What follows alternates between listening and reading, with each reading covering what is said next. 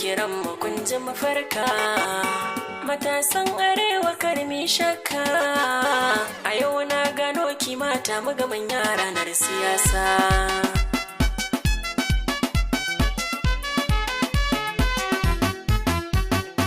Murya na daga na kira 'yan Najeriya, kamar mu arewa gunmu na zo da tambaya. Mene ribar mu ga manya na tunotiya, ta yaya ma aka ce an haihu ragaya.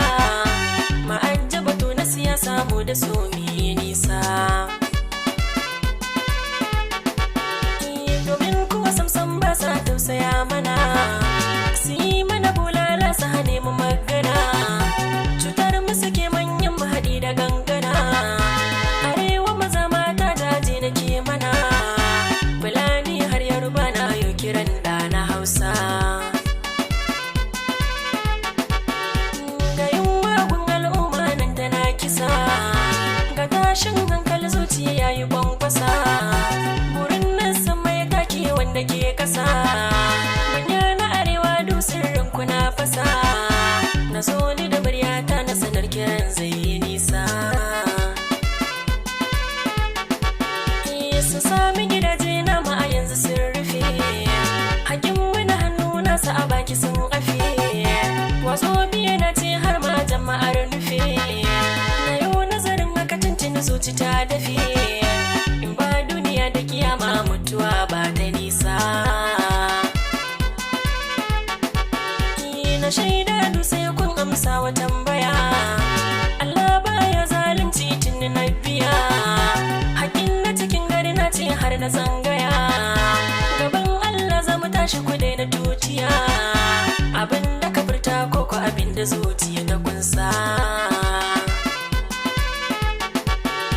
ba mai rayawa sai Allah wahidu. Arewa matasa mu tsaya mu bar gudu, Allah na nan ya san rai masu zuhudu. Ina zaharar da nishazal har da Amadu, Allah ke ba mu daure rayuwa ta yi rasa. Kuwatti na barabanar ba kyau ta tabbata, buwa ya ji kan Umar Musa farin wata. Yar addu'a ya so kan hanya mu karkata, rashin sa a yau al'umma gashi mun bata. Muna shan saragun masu dafiyan na kasa. Wallahi idan mun bar su muna da nasara, cikin ma akwai gwarzaye masu fikira. Matasa masu salo fanni na girgira, domin haka to shi kenan mun wuce jira. Idan sun nemi mu zo to lokacin min yi nisa.